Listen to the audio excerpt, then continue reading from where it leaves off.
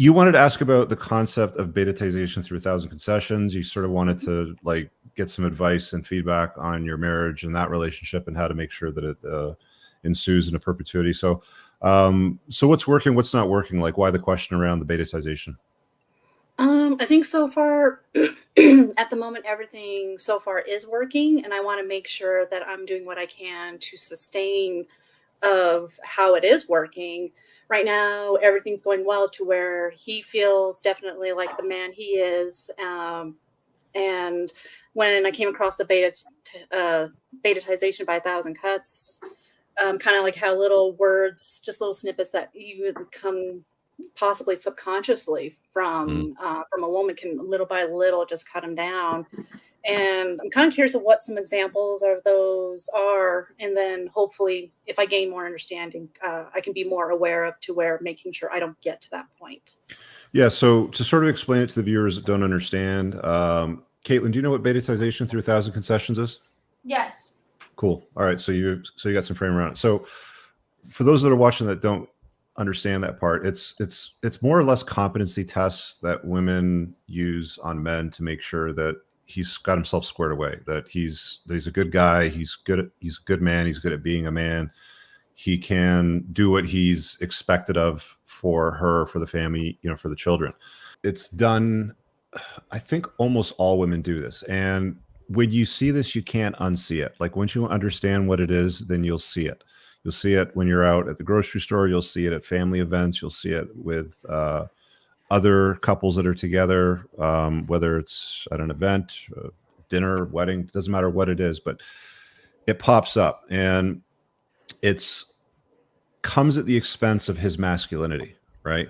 His position as a man, because in today's world, we're making terrible versions of men with women, and we're making terrible versions of women out of men. So women are becoming more masculinized and men are becoming more feminized, right? And these tests, and the example that I use in my book is, honey, put the white socks in the white hamper and put the dark socks in the dark hamper.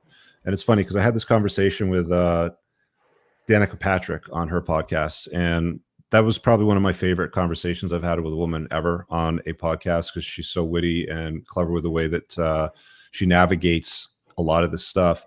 And she said in response to that, well, that just makes sense. Like, why would you do it any other way? And I think that that's like the natural organized OCD, progression that women generally use. And the thing is that if he's putting his, I mean, we're just going to use socks as an example here, but if he's putting his white socks and his dark socks and his towels and his mixed colors and whatever hamper he wants, and it gets washed and it gets cleaned and put away, that's the way that he's always done it. And that's the way that he's always been comfortable doing it. And that's the way that he's always organized his life. And then you blend lives, and then you tend to live together. And, it's like, oh, well, you can't brush your teeth over there because you're going to get toothpaste on the carpet, sort of thing. The problem with the betatization is they're like little paper cuts. They don't hurt that much, but you notice them. Okay. Somebody notices them. Either he notices them or you notice them. The way that he tends to notice them is like, oh, that's annoying. Why is she nagging me? He usually takes it as like a nag. And then because he's been programmed with the happy wife, happy life narrative, he just goes along to get along. Okay, fine. I'll put the white socks in the white hamper and the dark socks in the dark hamper. I'll not brush my teeth over there, even though it's something I've always done. Right. So these new introductions in his life with new rules and guidelines that you try to set to sort of organize him, in some ways, it's almost mothering him, if you know what I mean, because like, moms will try to do this kind of stuff, with their children, especially their boys. Right. So it weakens his position in the relationship. It softens him. It makes him more compliant. It makes him more agreeable. And ultimately, through 1,000 of these little concessions that you sort of run him through, he becomes less and less attractive to you. Women don't do this, I think, to make their man less attractive. They just do it because it's ingrained in their hardwire, in their DNA, in the fabric of who they are as women, to make sure that they're with a competent guy. They don't want to be with an incompetent guy, because you go back 5,000 years, if you had children with a moron, it could spell certain death for you and your children. If he was incompetent, if he couldn't bring home the food, if he was unable to protect you from warring tribes and stuff like that. So the notion of shit testing him, which is what like a lot of guys call it now, is, you know, they get tested with these little things. It starts to pile up, and it's like death by 1,000 paper cuts. So to your question of like, how do I not do that? Like, how do I, you know, make sure that I don't put him through betatization? I've never thought about it from this angle, man. What about you, Moff? Have you thought about this? I think it's such an interesting question, because I think It really is. women, like, I'm going to get killed for this, I'm sure, in the comments, but women get a bad rap a lot of times when it comes to this kind of stuff, because if you really understand where this type of behavior comes from, it's a feature, it's not a bug.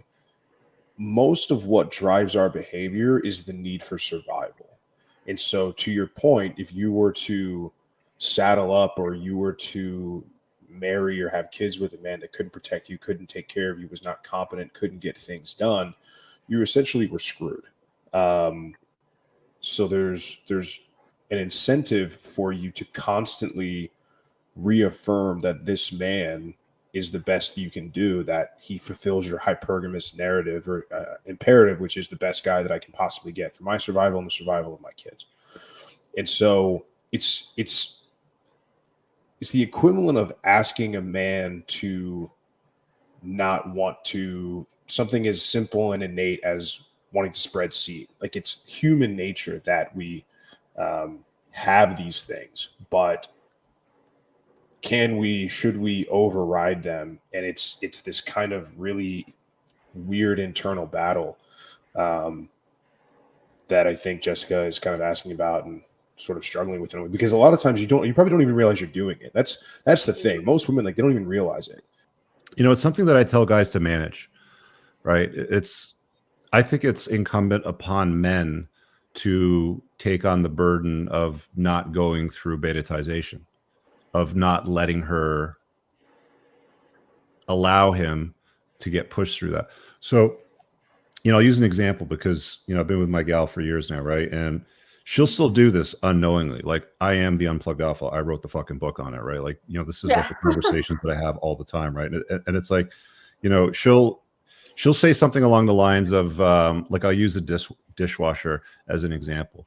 We'll have a disagreement on the loading of the dishwasher, right? There's a statement, you know, along the lines of, oh, your machine doesn't wash them as quickly as mine, and this and that. And I'm not going to load it because you don't load it the way that I load it. And it's like, blah, blah, blah. And I'm not saying that to be, you know, disparaging. It's just, she's a chick, and she's going to say what, you know, she needs to say to sort of get it off her back. She's feminine. Let her do that. She's cooking the meals. She's feeding me well and all that sort of stuff. It's like, I don't care, right? Like, I'll load the dishwasher my way. It's my dishwasher. I'll put in the puck. I'm not going to, right? Yeah. Yeah, well, it comes out clean at the end of the day. But it's like, you know, it's like back to the, well, do you put the white socks in the white hamper, or do you know, have like a secondary hamper between the white hamper and the dark hamper sort of thing? And it's like, no, I don't. It's like, who cares? You know, like, why is this even a debate or an argument? So I don't think that you entertain it. Like, you don't give it oxygen. Like, as a guy, I think it's a guy's job not to give it oxygen, not to feed it, because, you know, when you feed these things, then they tend to grow, right? You know, you can nod, you know, you can acknowledge, but you carry on doing what it is that you were going to do anyway as a man, which is put your socks in whichever hamper you've always put it in, because they'll get cleaned anyway. So what if they fade? So what if they turn a, you know, slightly off color? If that's the way that you've always done it, who cares, right? Like, this is not a debate that needs to happen. Well, I think if it's a new thing, it's worrying. It's like a rocking chair. It gives you something to do, but it'll take you nowhere. Well, you know, I think from a woman's perspective, and, you know, ladies, you can chime in and sort of, you know, enlighten me from your angle. Why do we have to make a mountain out of a molehill, right? Like, if you want to do it a certain way, this is a molehill. It's not going to break the day. It doesn't, like, why do we have to make a mountain out of a molehill? I think is a question that women should be asking themselves. If I don't want to put my man through betatization, through 1,000 concessions, and find him less attractive, because at the end of the day, that's what happens. Like, that's one of the things that contributes to the breakup of a relationship, is the guy's like, yes, fine, okay, yes, yes, yes. Like, Chris Rock has a bit in his stand-up comedy where he's like, just give her a stamp that says yes, yes, yes, yes, and you just stamp everything yes, right? And this agreement to everything that you push on him that you want him to do, women don't like agreeable men, right? Like I think that the ladies would agree, like you don't want him to say yes to everything, right?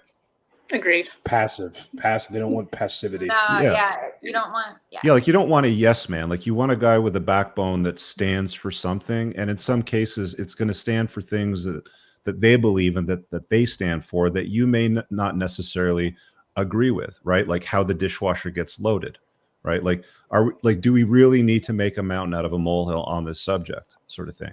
So just sort of nod your head as a guy and just do whatever it was that you were going to do anyway, and that's how you sort of go about your business with it and not allow yourself to get betatized. I really hope you guys enjoyed that clip. If you want to watch the full-length podcast, you can find that over here, that clip's from. If you're newer to the channel, make sure you hit subscribe over here and pin down below in the top comment. You'll find a bunch of useful links to my website, my supplement line, books, and a bunch of other stuff. Have an amazing day. Peace out.